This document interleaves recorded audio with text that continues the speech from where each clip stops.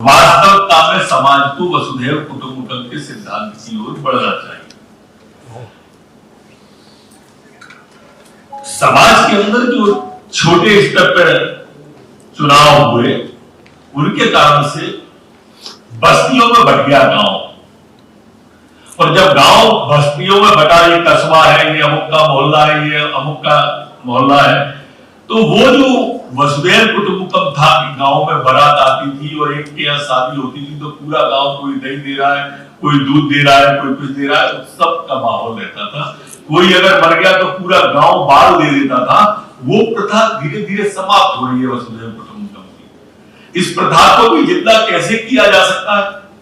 क्या वहां गांव में इस तरह के खेलों का आयोजन हो सकता है जिसमें सभी वर्ग के बच्चे शामिल हो जाए, नौजवान शामिल हो जाए?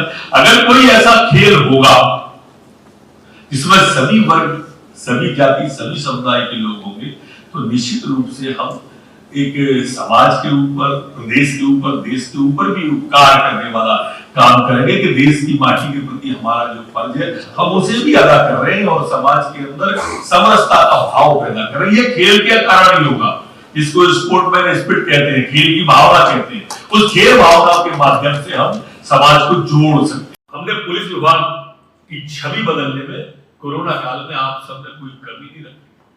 जितना आप सबको साधुवाद दिया जाए उस 2 साल के पीरियड का, उतना कम।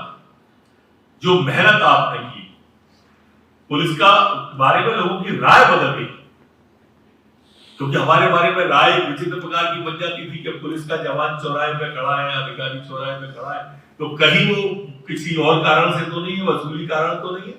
लेकिन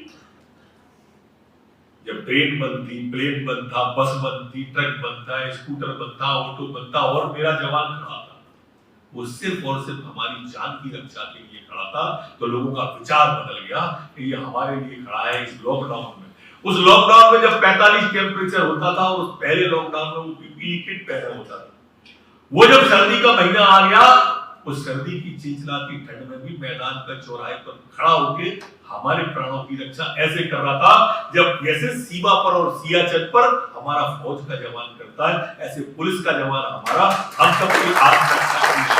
इसलिए आप सब साधुवाद की बात, हम अपने परिवार से भी मिलते थे। हमारा जवान घर पे जाता था तो दूर से बात करता था परिवार से कि मेरा बच्चा आके कहीं मेरे पैरों से न लिपट जाए।